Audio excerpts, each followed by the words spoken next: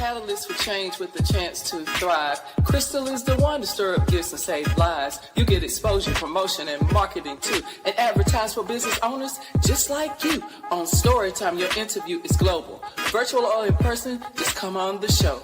Yo, your story matters. Crystals will open the door. 40 years of experience, ready to give you more on Storytime. Get ready for Storytime. Hey, come on.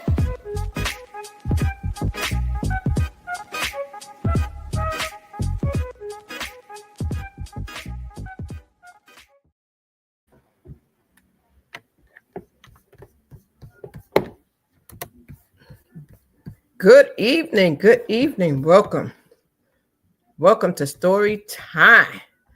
I am excited to be here. I want to say welcome to everyone on YouTube, Facebook, and Instagram, and StreamYard. We're excited. We're doing something different tonight. We have a late night show. So we hope you're having an amazing evening. It is May 4th, 10 o'clock Eastern, 9 o'clock Central, and you're listening to Storytime. So I want to give you a couple of basics in case you've never been here before. Storytime is where human beings connect through life experiences. So we want to ask you to please like, share, and comment.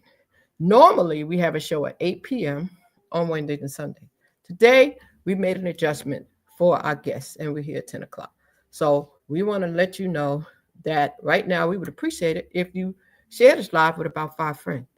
And if you're tuning in on Instagram, we thank you so much for joining us. You already recognize our guest and know who he is when you see this face. All right. And just be sure to like, share, and comment and subscribe. All right. So we're going to get right to it because we know our guest is busy. And we know it's a later show. So we're going to go ahead. All right. So tonight, we have a gentleman here that some of you may have seen and may know this face from Instagram, especially. He's the host of the Unfiltered podcast. All right, so we're going to get the Unfiltered podcast story tonight. All right, and his name is Ricardo Allen, and we're so excited. Like I said, I have met some amazing people on social media, people who have purpose and people who definitely are very intentional when they come out on the internet. And he's one of the gentlemen that I've happened to meet. So without further ado, I definitely want to take a moment and bring him up. And we're going to get him up here right now so you can meet him. And I am excited to meet our guest and bring him up here today. So, Mr. Ricardo, are you there? How you doing? Good evening. How are you? I'm doing amazing. I want to thank you so much for taking time out today to come on here and allow us to get to know your story, okay? And you're at work, so we definitely want to say thank you so much. And how's this Sunday evening going for you? It was doing good. Excellent. So I want to ask you, as we prepare for this night, tell us a little bit about who is Ricardo Allen. Not everybody is on social media. Not everybody has listened to the Unfiltered podcast. So just give us a little overview for the people who've never seen and heard you, and for the people who come back and check you out. Who is Ricardo Allen? Okay, so Mississippi born and bred, graduated with a mass communications radio TV degree from Mississippi Valley State University. Then I did a little color commentary for a couple of years, got into management, been in transportation for about 20 years. And then I started seeing other people doing lives. And I had a partner when I first started. We did not stay partners. We had differences of opinion. So then I started my own show. And I actually used my brother, who's active duty Army. He's a captain. And I just started doing it 3 or 4 times a week. And talking about relationships, talking about sometimes topics. I'm a historian, I call myself. So I'll have stuff about history, Juneteenth, Emancipation Proclamation, understanding the amendments, as well as some things about finance, just basic savings. And I went over what an IRA is, what a 401k is, basic stocks, things like that. And I'll talk about anything. I think myself to be well versed in lots of topics and can converse about more than just relationships. And I try to set up my format was interview a person, then let the comments and the audience chime in for the next hour, and then whatever happens after that. And sometimes I would have, being just post COVID, I would have a lot of fun on Friday nights. People weren't going out; they were staying at home, so I would have people from all across the country commenting, and we just talk about different things. So that was the premise of my show. So now I heard you say that you've done some things in the industry, which will give you a little bit of background, but let's take it back a little bit. I like to go back. Let's take us back to your childhood days. Small family, and what area are you from? And are you doing what you were dreaming of doing when you were a little child? Okay, so I'm one of two boys born in a small town called Winona, Mississippi, and my dad he's a retired first sergeant and moved around as a kid, 4 or 5 different locations through him being in the military. And so just one of two, like I said, mom and dad, 2-parent household. Mom's RN, dad was in the Army. And then I'm a big guy, 6'4", 3 something. I played football, got a full-ride scholarship to Mississippi Valley State University. And then after there, I got my degree in communications. But when I first got there, I actually wanted to be in education. I wanted to be a superintendent. But then after I had this doing my practicum while I was in college, they put me in the worst classroom possible, and I changed my major. Changed my major to communication so I can talk and be more of a journalist than get into education. Wow. So, and then you got into podcasting, and a lot of people don't understand what podcasting is really all about. And it's a lot of people out here for entertainment purposes. And then you have those that have the raw topics. And of course, you have those that will talk about the tough topics that need to be talked about. So for you, I noticed that you always have the mature adult conversations that are needed. Definitely get some intellectual perspectives on things. So I thank you for that. Number one, let me say that first and foremost, because I'm very selective about where I go online. My time is valuable. And so I want to say that I stumbled onto your podcast because it was definitely diverse and valuable. So kudos to you for that. I'm glad you didn't stop when your co-host stopped, because it's a lot of work. A lot of people don't know how much work it takes to get into this, the planning and the stuff that we have to do in the background. It's not just content. I mean, it's a whole production, So for somebody who may not have ever started a podcast, what would you say to them if this is something they were considering doing? You need to first find something that you love and that you can talk about over and over, and then then go from there. Because if you don't like what you're talking about, if it's a topic that you can only do once per month, then that's probably not the topic for you. And then know that people are going to criticize and have something to say. That's when you know you're hitting the right spot. If somebody got something to say, they don't like you just because they don't like you. Oh, okay, now I'm hitting some points. Or you have people come on there just to say, I want to argue with you, I want to disagree with you. But do you really believe what you're saying? No, I just want to play devil's advocate. Well, I don't have time for devil's advocate. I need you to believe in what you're saying because I believe in what I'm saying. And I actually try to listen more than I just talk, because you got 2 ears to listen, one to speak. And so some people just like, man, you're so patient. You're actually listening, then you respond to what they're saying, not just what you want to say. I was like, yeah, that's the point. Because if I'm responding on my rhetoric without using what they're saying, then a lot of times people get misconstrued and people say, well, you're not listening. So my point is to listen first. I mean, I'll have my topic. I'll say, this is what we're going to talk about tonight. And then once I get that part, then whatever they say, then I'll respond to what they say the rest of the way. I don't have a set thing. And I write in pencil, not in ink. So somebody could say, hey, look, this is my perspective. This is how I look at things. And then I could change my view on something just because you're showing me something I didn't know. So every night I learn so much. Every night I look forward to learning more from somebody I've never met before. Yes. Now, are there any topics that you won't discuss or have on your podcast? Yeah, religion and politics. Okay, so you stay away from religion and politics. Now, what's the reason behind that? Is it to avoid controversy, or is it? I mean, people have different reasons. So, what's your reason? Well, because so religion is your faith. That's your individual faith. So I'm not going to test somebody else's faith unless they say they don't believe in a higher power. And then, well, you're not being, to me, you're not being realistic. And religion, especially now, because, I started mine, we had a different president, and now we have a different one. So, some people just have difference of opinion on it, and they're not using real facts. So I like to stick to stuff that can be proven, and people will do their research. So a lot of times I'll have facts, I'll have figures by different people who've talked to many thousands of people and say, this is the facts, this is where I got it from, and versus just your opinion.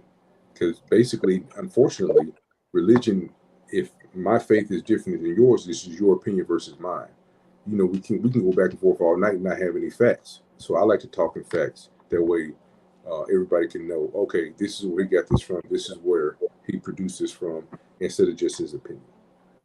That's a fact for sure. Now, with podcasting, a lot of time it's about the engagement, engaging. And would you say that you have grown at the pace that you want to grow? And are you on different platforms? Because I know I met you on Instagram. Are you on other platforms like YouTube or anything like that? Yes, I'm on. Actually, I think I'm on the big four, I guess you could say. So I'm on YouTube, Facebook, Instagram, and TikTok. Okay. All right. So we got to make sure we get this out to you so you can share it on your YouTube. I didn't realize you were on the YouTube. And so we know that a good podcast has value and is clear, and the niche is clear. So in your opinion, what is the don'ts? What is the thing that people need to stay away from when they're podcasting, and some of the things they don't need to do? You don't need to. I think if you want to be productive, you need to have an open mind to what other people are saying. If you have a topic, because I see so many, they call red pill guys. They just think women are doom and gloom, and I don't really understand it. I look at. I try to host my podcast like my mom is listening, and so I have a lot of rules that people say they thank me for, and then some people say, "Man, I can't come in your podcast. You got too many rules." Okay, that's fine. You can't call women out their name, B's, H's, C's, whatever. You can't use the N word. You must cam up, and you must be respectful to all people on the panel. So that's a lot to some people, because they're like, "Oh, I want to be disrespectful." So I say, if you say something disrespectful to someone, then they're disrespected. Now they can say whatever they want to. They don't even have to actually respond to what you ask them, because you're trying to make them mad. So a lot of people, when they react, a lot of people are not calm in nature. A lot of people want to fly off the handle and say things that are not productive. So that's the one thing I was like, hey, if you can't do that, because I'm looking to be productive, I'm looking to add value. I want to enlighten. I want to inform. I don't come on this to say, you know what, I want to be on a rage rant, and I don't have emotional problems where I can't control myself. So I encourage others to do that. I'm not. My degree is in communications, radio, TV. I'll make that clear. I am not a therapist, so I don't preach going to therapy. I've heard it does well for a lot, but I just need you to be respectful. The golden rule: treat people like you want to be treated, and let's communicate like we're adults. Yes. Now, do you think podcasting is overrated or underrated right now? Because a lot of people is trying to leverage social media, right? Well, how do you think that's going, and where do you think it sits in regard to being overrated or underrated now into 2025? I think that there's two types of podcasters. There's the people who create content, like you go out, act like you're doing, like I do. I go out and talk to people, and then there's the ones who talk about what we did. So you're just commenting on that. So I'm on the other side where I create my content. I'm not commenting on somebody else's content. So if you're doing that, then you have to be genuine. You have to have something that people want to watch and listen to and add value. If you're just talking about what somebody else talked about, I can see it sometimes. I want to comment on stuff, but I used to have that part of my show. Hey, did y'all see this? This major thing happened, and here's my opinion on it. but it's just my opinion. I'd much rather get from the people and have a conversation with men and women about the various topics: finance, relationships, and history, um, and any. I would talk about sports, but I think there's enough people talking about sports, so I don't want to talk about Yeah, somebody yes, else. yes.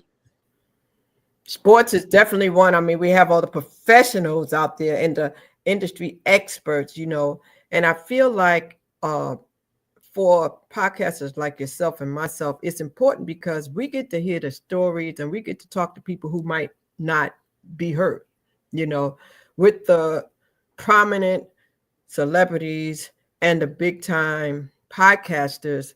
They're always focusing on the people who already arrived, right? They've already arrived. We already know they're a household name, right? But they can miss an amazing story because there are everyday people who have amazing stories that need to be told. And for me personally, I prefer dealing with the everyday people and their stories because I feel like they are missed and they're undervalued. Do you agree with that? Yes, because you talk to some every now and then. I would say, like, to me, certain people are overachievers, and they might not be a celebrity to that person or that person. It's not about the number of followers or likes you get. It's about what have you done in your community, what have you done in life. So those people who are walking monuments in life, I like to talk to them. I want to talk to the people who have experiences that I didn't know. Like, hey, what do you want to do? Ideally, when I retire, I want to drive with an RV around the country and go to football games Saturday, Sunday, and Monday. Like, that would be different to get an RV and do that. And then I want to sit and talk to people. I want to interview and, hey, how do you think about this? And then create something like that. Hey, Blue is on the road, and this is what I'm doing. But then also adding value and then sharing my experiences with people as I do it. Yeah. Versus a lot of people, they want to agitate, incite, and irritate. And I'm Right. not. Now, listening to podcasts is kind of like a positive impact, right? We know it's about the dopamine, right? We know that people do it and it impacts their mood and everything. And it's a feel good thing, and just like it's a positive, it could be a negative too, because if the wrong person listens to the wrong podcast, they could go through some life changes. So talk to me about that and how you think people need to guard what they watch and listen to out here with all these podcasts. Yeah, I think that if you're a positive person and you want good results, you should listen to things that are going to be positive and have your desired results. Now, if you want to be messy and you want to be around mess, then you should look for those podcasts. That's what they do. They incite and irritate. Look for those that are enlightening and informing. Like me, if I listen to a podcast, I'm going to listen to something about finance, stocks, of course, sports, and people who are trying to bring positive to the community first, and then to America second. So if all they're doing is starting mess, I'm not entertained. Yes, yes, yes. And relationship. Now, I've seen you do quite a bit with relationship. Relationship is a hot topic and it's very informative. And I want to thank you because once again, the ones that I've heard and seen on your podcast were very, very enlightening. They weren't messy. You know what I mean? They were really good conversation. The men and the women that participated, they gave their perspective, but it was also a teachable moment. Is that something that you intended to do? Yeah, I heard so many men that were supposedly red pill and they they just didn't like women. Women are not doing what they wanted them to do. So I I don't have an issue talking to women. So I was like, hey, listen, I'm going to ask you some questions. If your opinion is your opinion, great. I can take now. Tell me what your desired results, what you want them to be, and then I can tell you from a man's perspective. Because if you're asking a female how a man's going to respond, you're not going to get the correct answer. But if you ask a man how a man's going to respond, I can tell you what I'm thinking.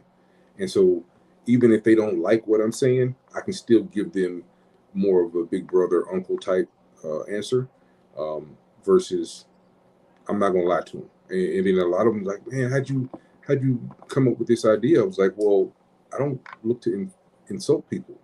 Now Yes. sometimes it gets a little interesting because, people might not like what I said, but I was like, I'm not trying to insult you. I'm letting you know. For example, I can, off the top of my head, this woman said she was not getting her desired results in the men that she was trying to date. Mm-hmm. I said, okay, well, she gave me all the stats that she was looking for, over 100,000, 6 foot tall, blah, blah, blah. And she says, well, I'm not getting what I'm looking for. And she says, well, I'm going to raise it to, I want him to make 120,000. I want him to be fit. I don't want all these. I said, why are you reducing your dating pool? Because she said, well, I'm going to get what I want. So I'm going to go higher than lower. I said, well, if you still hadn't found what you were looking for with your previous requirements, why would you reduce the number of available people that you would think could apply? Because a lot of women, when they're looking for a man, they say, I want these stats. And if that guy doesn't fit what she says in her mind that she wants, then she don't even see him. And I asked a lot of women this. I was like, hey, if there's 100 guys in a room and you're looking for the guys that are 6 foot tall, dark skinned, and make 100,000, how many you think you're going to see? I'm going to see about 10. So the other 90, you're not even looking at. They say no. They don't even see them. Yeah, I know that you probably have seen a lot and heard a lot. What is the craziest topic that you had when it came to asking the men and the women, and the craziest reaction you got? I would say the kind of craziest was just, do they want you, the men you want, do they want you? And a lot of people are not realistic about what they look like when they're looking in the mirror. A lot of people have, and this is men and women, have friends that are not being truthful to them. Wow. And what their received perception is, not Mm. perceived, but received. So I'm walking around and people look at me like this, and I'm thinking I'm a 10, but I'm really a 4, and I'm not getting the guy that I want. I'm not getting the girl that I want. And I'm now when it comes to men, I'm very blunt and direct to them on the things that we need to do better, as far as educating ourselves, making sure we're groomed, making sure we have a haircut, nails cut, smell good, shower on a regular basis, pants on your waist, tennis shoes tied, um, being able to speak well in public.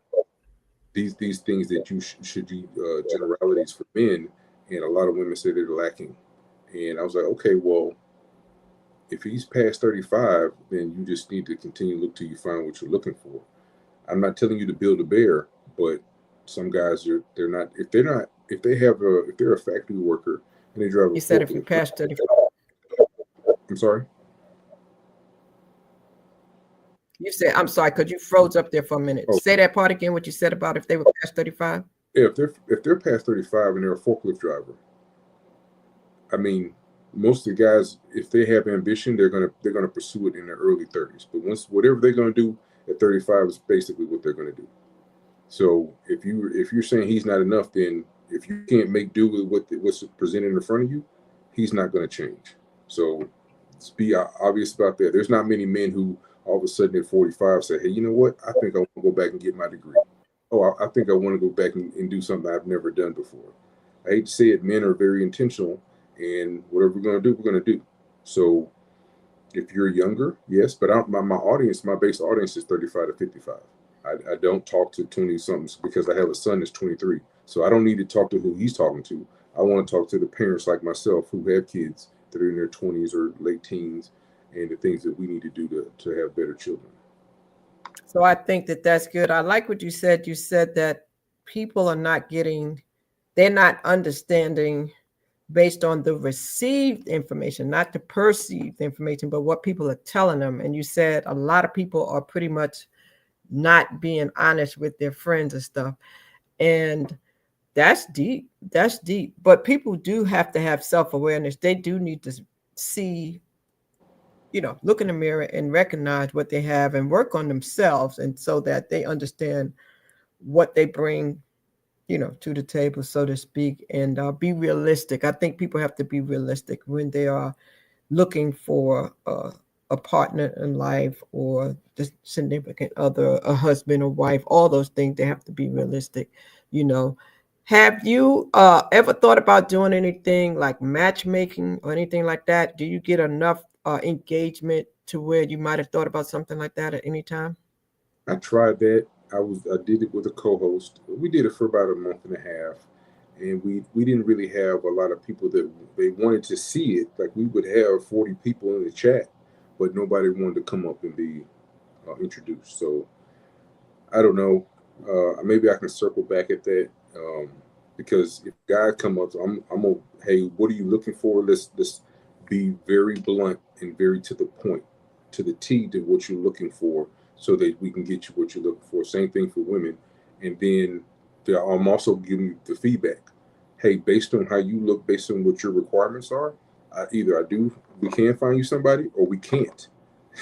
So let's be realistic about what you're asking for, because some people ask for things that are not realistic based on what they're bringing to the proverbial table. Well, I think that if you were a host, that you would be reasonable and respectable because you carry yourself that way, So I think that that's good. There's a lot of them out here. I know you've seen like Kendra G and a lot of different ones. There's not really a lot for the over 50 type. They mixed in, and I think that it gets kind of mixed in, and I think that there's a need for it, that age group, that can be done creatively, but it's a touchy situation with the internet. It really is.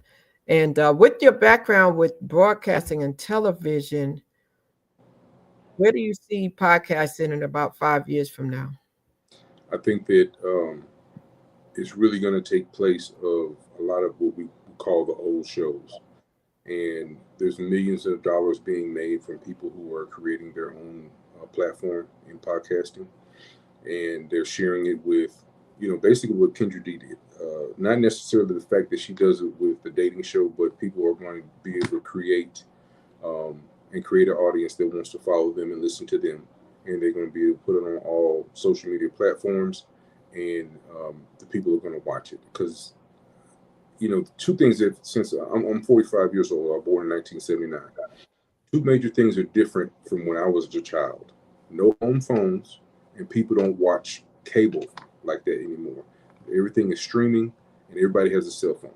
So it's going to go to reduction in the ABC, NBC, CBS, and more of, hey, he's on YouTube, he's on Instagram, he's on Facebook, and this is the time we need to tune in, as well as everybody has a cell phone and nobody has a home phone. So looking those, at analytics and statistics, you think it's going to replace the big stations like your ABCs and all of those? I mean, they're going to create the regular programming, but as far as the talk shows and all that stuff, they're going to, if they do a well enough job to get to those, like the ESPNs and all those, they're gonna find a way to mix and mingle. So if you don't, because a lot of people don't have cable like that. The cable companies are really dying down and finding other ways. Just for example, I can't even think of them. Most of the cable companies are adding cell phone services, internet. That's their primary source of income, versus, hey, we're overcharging $200 a month for cable and HBO. So all the major things they're streaming. So because people will look at it on their phone, their tablet, and they don't just sit in front of their 50, 80-inch TV. They'll still stream it. Netflix is taking over. Hulu is taking over. It's not just the regular programming like it used to be. I agree. I think they have all looked for other ways to create streams of income for their existing customers. What about optimization? What's your thought on optimization and the opportunities to leverage these podcasts out here, and the way people are offering a lot of information? If people can actually Google it and find out, and really, like you said, make a lot of money.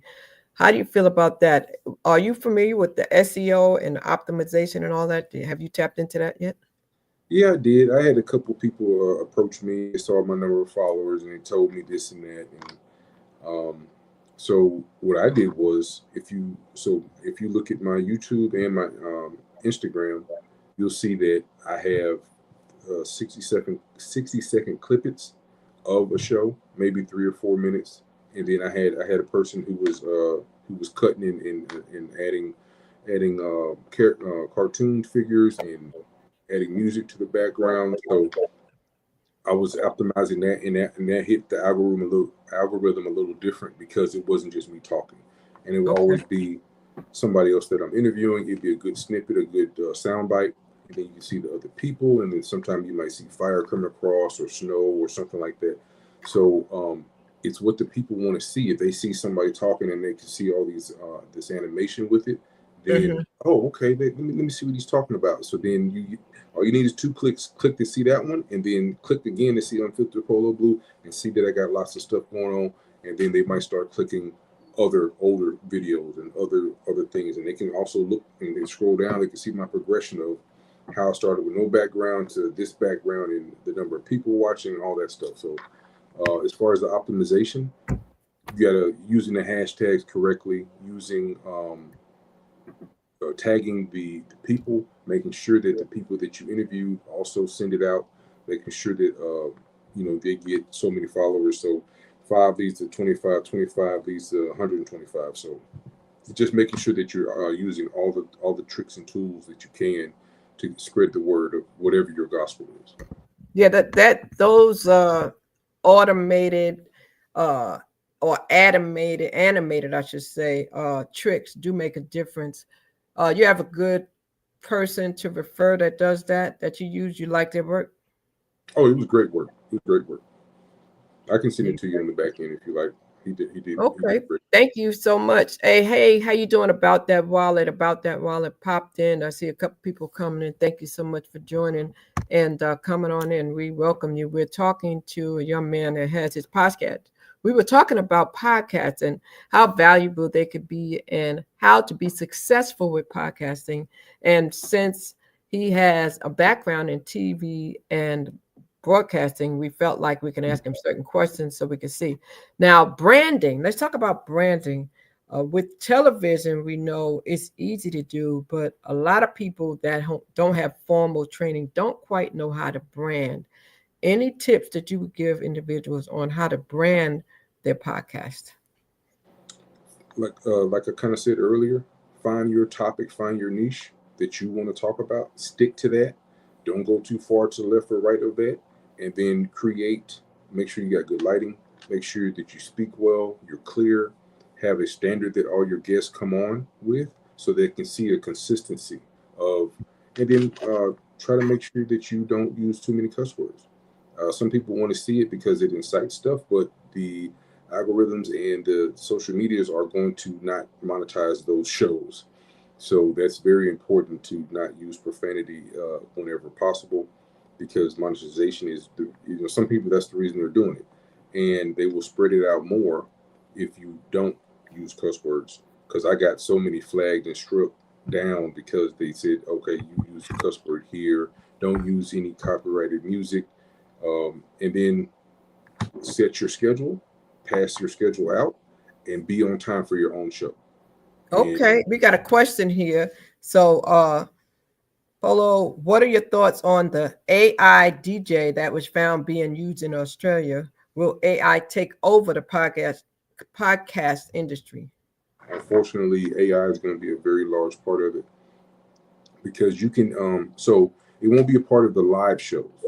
Let's say that it won't be a part of the live shows because you can see the interaction. So if somebody's pre-recorded and they're not interviewing somebody, there's an app right now that I could use my voice. It'll take a picture of me. I can change my outfit on, and then I can type in what I wanted to say, and it'll look like I'm interviewing somebody or talking about a particular topic. If I'm just giving a dissertation and or a 20, 15-minute opinion, and it's not even me, I just typed it out, and the AI will take over from there. Wow. He said, or is there a place for AI podcasts in the podcast space? I don't like it. I don't like it because, for example, I could use a voice, create a different face in a suit. It'll look just like me, and I could say something different, and it looks just like somebody's actually talking, but it's not. It's all AI. So I don't like it. I really think that is that Chat GPT or what, is that another one? It was another one. It's another. That's not Chat, because Chat GPT is the one for the script where you can talk into it and tell it what you want. And I know that wow, that's something. Now, he also said AI can do live interactions now using other people's voices. Google Notebook, LM, it does it, and there are others as well. Yeah, AI is really, really coming in strong, and there's a lot of workshop. There's a lot of people doing classes. I see a lot of advertising where they say they're doing classes if you want to learn AI. It's definitely going to be worth looking into. I know you've done a lot with AI about that, Wallet. I know that you, Anthony, have you use it quite a bit and you use it well. So thank you for that. Now, any other software that you think is going to be instrumental that people need to learn that's going to help them to impact their podcast and take it to another level and elevate it? I mean, past AI, they just need to make sure they have a good camera, good lighting, and speak clearly, and have good guests. They have something to talk about. What Those are about the microphones? The microphones, I know sometimes a lot of people put a lot of money into the microphones and all the equipment, making sure they have the step and repeats and backgrounds. And some people like green screen. What are your thoughts on those things? I mean, I think you can create your background. That's not going to make or break you, I don't think. As long as you can hear them clearly, that's most important. But as far as what you see behind me, as long as it's not weird and people walking back and forth, some odd stuff going on, it won't affect you. But yes, having a great picture and being able to hear you clearly is very important. Now, what about live podcasting versus what we're doing here, the virtual podcasting? Do you prefer one over the other if you had a choice? I like the interaction between the two people or multiple people. I mean, what about like the in person? The in person. Okay, in person. I actually did that once. I recorded it. I went to a studio. I recorded it, and I just didn't. It was because I paid like $200 and it had four different cameras going. It was in studio, and it just didn't. Um, I think for what I do, it would be great because I'm not trying to incite people. I'm not trying to agitate. So I want to have good conversation. But a lot of people they want the mess. So it could possibly lead to a fight or something like that. So I think that would be good for them because people will tune in to see the mess. But me, I want to have a good conversation and inform them like. Wow. So I know that I've done it like from a radio set, and I'll be doing it every now and then from a radio set, and I like the interaction. I've done a live also. So I kind of like them both. It just depends. I think sometimes it's good to have the interaction in person. And I also like the live events when you are on set and you're interviewing people at live events. I like that too. And let's see, Anthony mentioned something else here. Let's see what this is. He said, what podcast conferences do you suggest for people to check out? I don't. I've seen a couple. I don't have a particular recommendation. Um, but I would say Google to whatever you want because sometimes it's not going to necessarily help you. I mean, unless you can Google and find a mentor if you really want to get into the space and find somebody that you would consider successful, that somebody that you want to watch on a regular basis. Reach out to them individually because some people don't want to sell the sauce because they always say the game is to be sold, not told. So you might meet this person, they're not going to give you any information that you want. They say, yeah, I can charge you $120 or more, but they're not just going to say, oh, you know what, brother, sister, let me give you this information. And, I'm not going to charge you anything. No, people are trying to monetize everything. Now, I like what you said. Some people say the game has to be sold and not told. But you know what? That's not true. I have run across some people that don't mind sharing. They don't mind sharing. And they're very prosperous. They're doing very well. So it just really depends on the personality.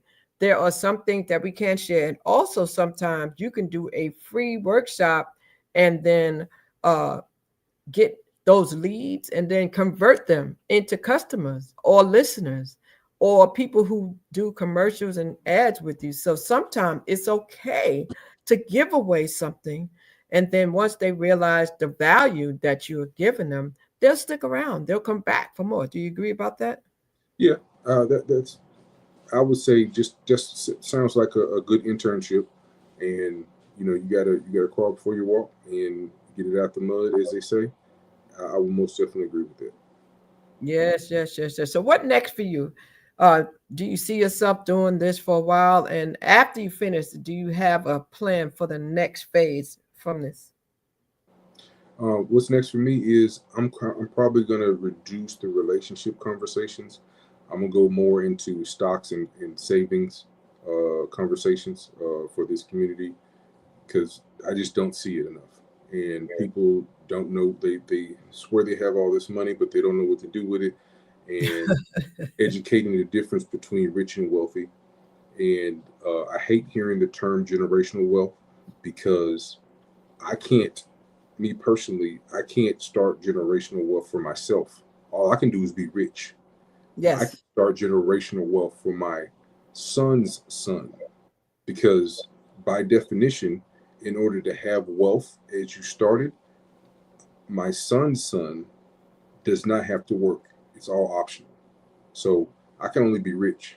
My son's sons can be wealthy because I set them up with my life insurance policy, with my stocks, with my investments, so that their first car, their first house, they have 100,000 in the bank with tiered trusts. At 18, you get so much. At 21, at 30, all this money's gonna come in.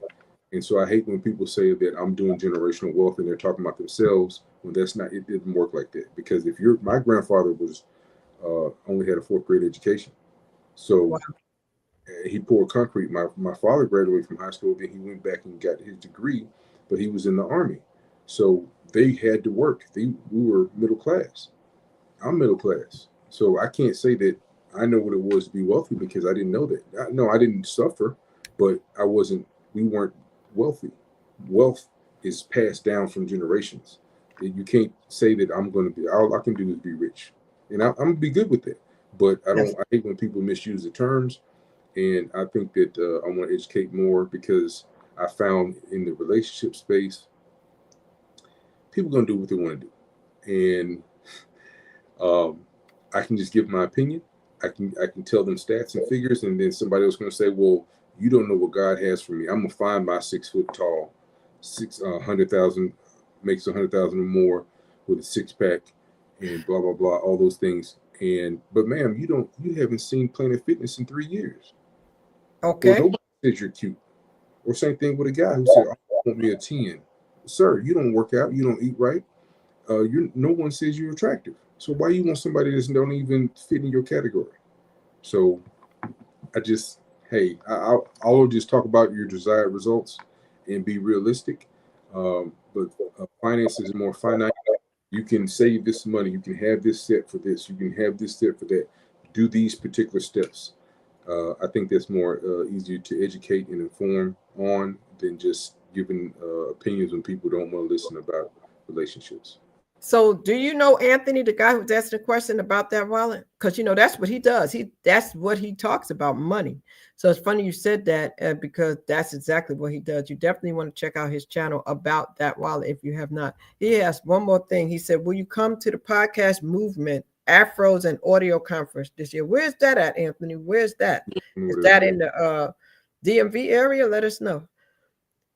The Afros and Audio Conference. So you already know who it is. It sounds like we know what culture it is because of the Afros, right? But I'd Right. like to hear more, Anthony. But Anthony is a person who educates people, and everything on his channel is about money, budgeting, spending habits, how to, consolidate your debt. I mean, anything that has to do with money. I don't know if he talks a lot about stocks and bonds, though, but he talks a lot about money. So I think that is a good area to go.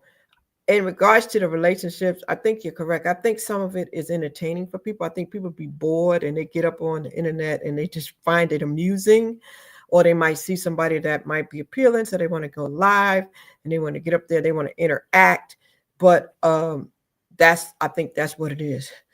But if you ever decide to do something and you want to do something and collaborate with that, let me know regarding that. The relationship topics I think are good to have. And I think it's good when you have those that can have the valuable intellectual conversations to educate and empower, because I believe that there is a group out there that still needs us. They still need us to give them information, to feed them information. There's too much negativity out here. There's too many fads. There's too many trends that they're trying to follow, and they're unrealistic. So I think that there's a few times we still need to feed them that knowledge so they can get understanding. Right. And as a black man, I think the one thing I can add is an honest opinion about what men want, what we're actually looking for. Because unfortunately, if I want to know what a woman wants, I'm going to ask a woman.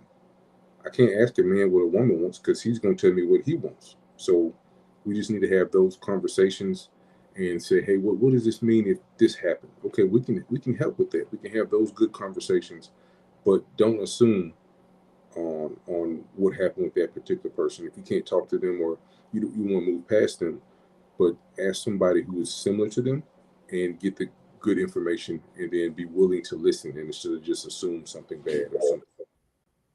I think you're correct in that. So yeah, we need to talk about it offline. I think we might be able to maybe do something and offer the people something good about that. He said the podcast movement, here we go, he said the podcast movement is in Texas and the Afros and Audio is in Baltimore. So it's two. So the podcast movement is one in Texas and the Afros and Audio is in Baltimore, Maryland.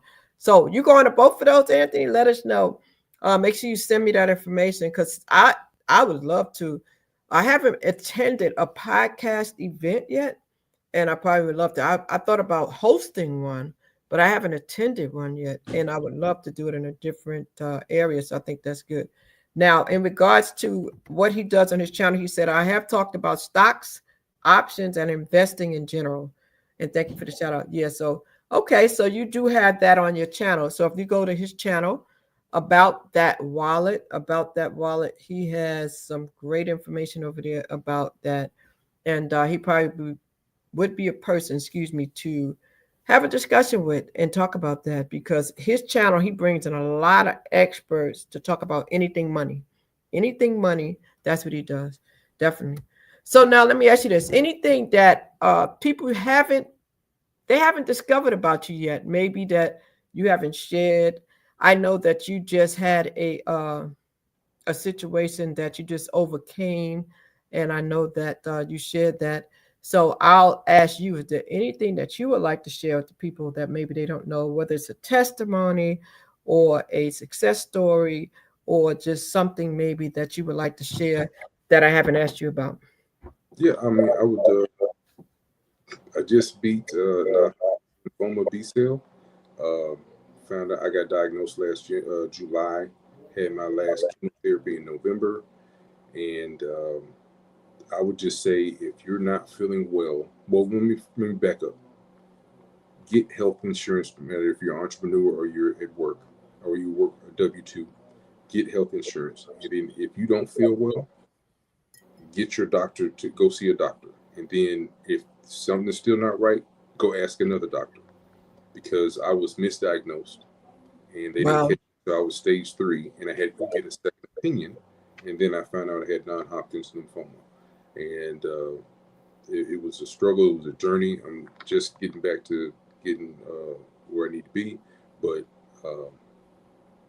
you were misdiagnosed. How did you figure that out? Let's talk about that for a minute. First of all, congratulations on getting through the last treatment. I'm so happy to hear that. But how did you know you were misdiagnosed? Was it because you just followed your instinct and went and got a second opinion? Well, so I was losing the ability to walk. I was losing weight at 5 pounds a week, and I was losing the ability to walk. And then I was lethargic, tired, and I could only stand for about 30 minutes.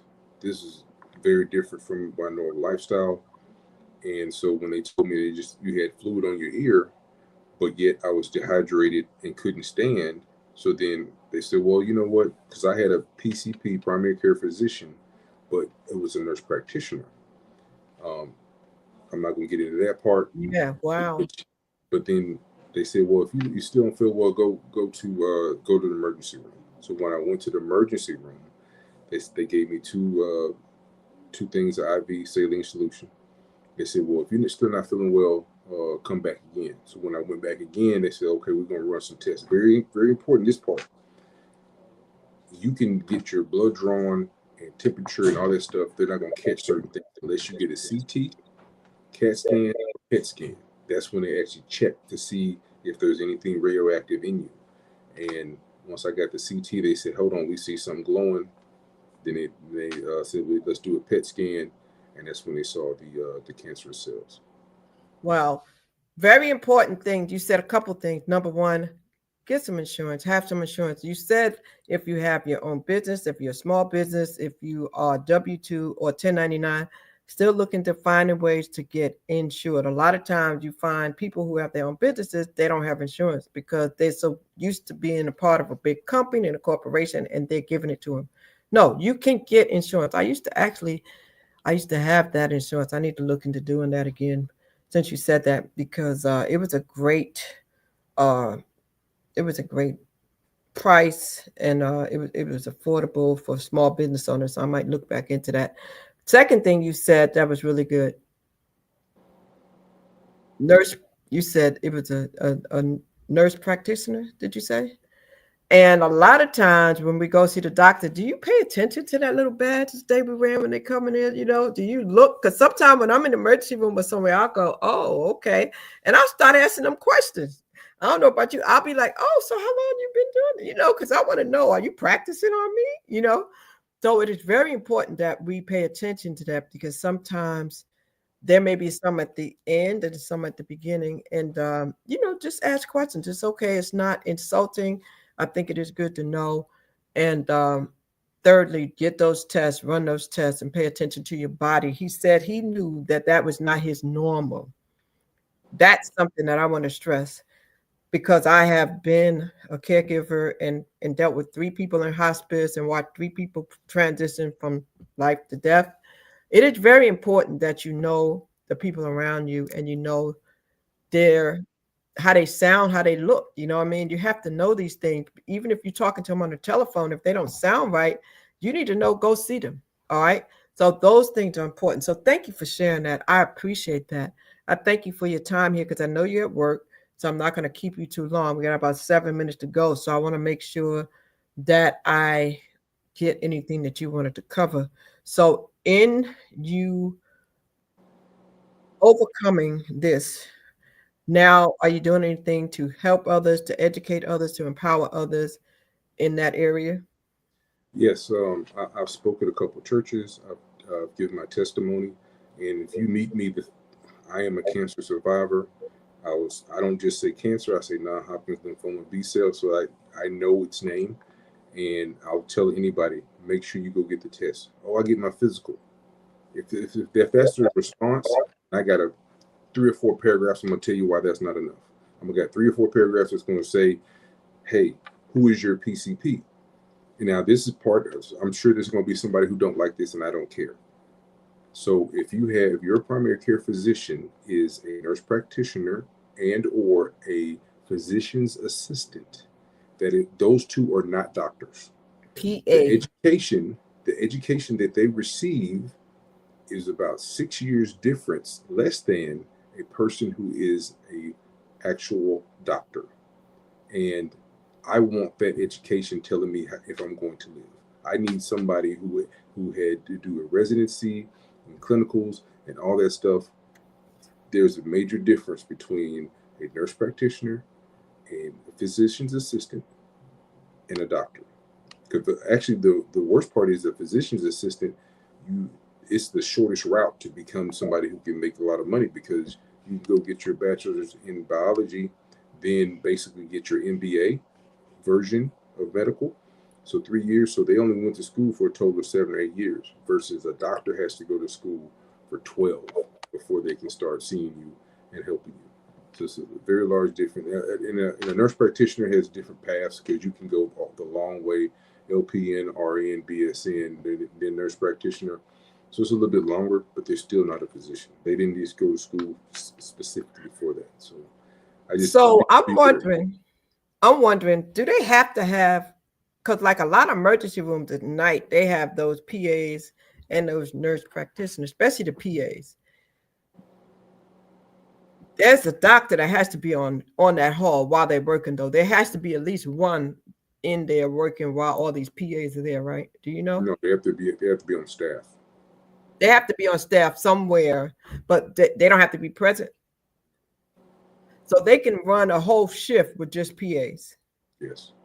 So if that's the case, if you had someone and you don't feel comfortable, this is where you can call your own doctor, do your own research, do your own follow-up.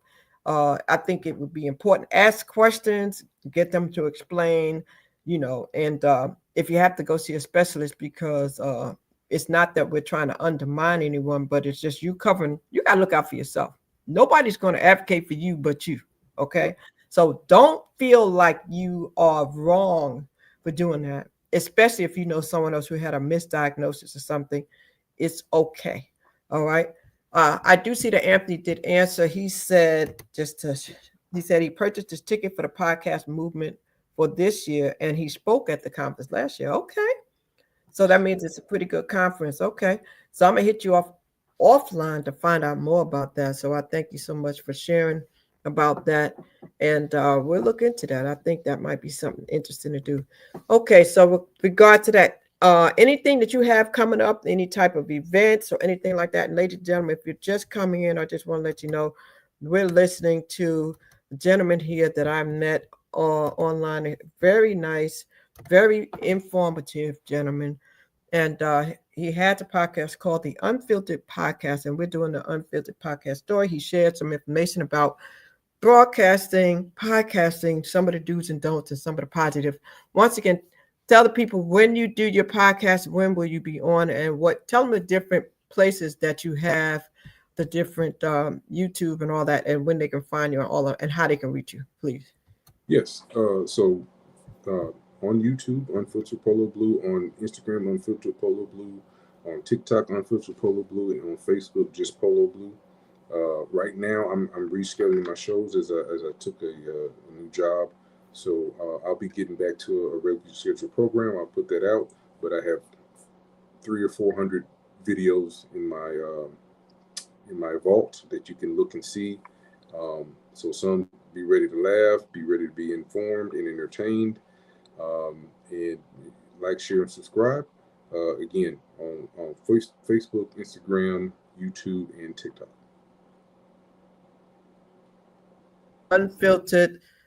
Unfiltered Polo. Okay, so we'll do that, and we know that's what it is. So thank you so much for sharing that. I sincerely do hope we talk about getting together to maybe do something creative, something informative, and good for the people, for the men and the women. I think that'll be good. And I thank you. I know you're at work. How much longer are you going to work tonight? You got the night shift? Yes. I got 4 more. So. Oh my goodness. Well, we're going to let you go back to work. We don't want you to be doing too much while you're on the clock. But I appreciate you so much. And ladies and gentlemen, the Unfiltered Podcast. Make sure you go check them out. Make sure you go back and share this with those. Anthony, we thank you for the great questions that you asked. And we'll see you on the next story time. You've been listening to Story Time with y'all, Crystal. We're normally here at 8 p.m. So this was a late show. We made an adjustment tonight, 8 o'clock Eastern, and we'll catch you. Thank you so much. We'll be in touch. Hang around as we do this closing here, and we thank y'all. And I see you there. You just subscribe for him. Cool. Okay, and follow. Awesome. We thank you. We thank you. Don't forget to go check him out. That might be a good collab for y'all to do the stock and option thing, because you're going to like what you see over there. Ladies and gentlemen, see you on the next story time. Have a blessed night. Keep hope alive, all right? Thank you so much.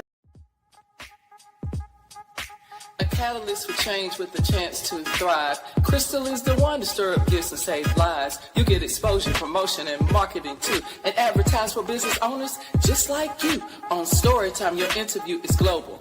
Virtual or in person, just come on the show. Yo, your story matters. Crystals will open the door. 40 years of experience, ready to give you more on Storytime.